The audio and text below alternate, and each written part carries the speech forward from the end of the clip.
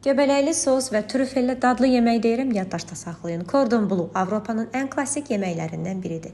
Toyuq əti filesini eninə kəsirəm. Toxmaqla döyəcləyib biraz daha açmağa çalışıram.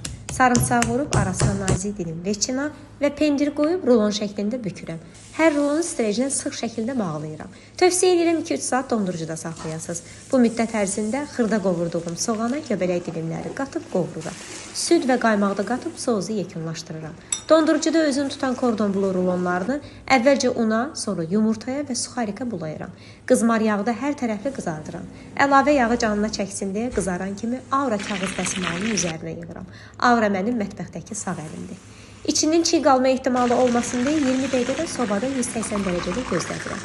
Dilimləyib üzərinə göbələk sosu əlavə edirəm və nəhayət trüfel göbələyini sürtkəcdən keçirdib ən üstdən səpirəm. Trüfelin ətrini necə sevirəmsə təsəvvür eləmərsiniz. Mənə görə toyuq filesinin ən dadlı versiyasıdır cordon bleu. Bəs siz filedən maraqlı nələr hazırlayırsınız?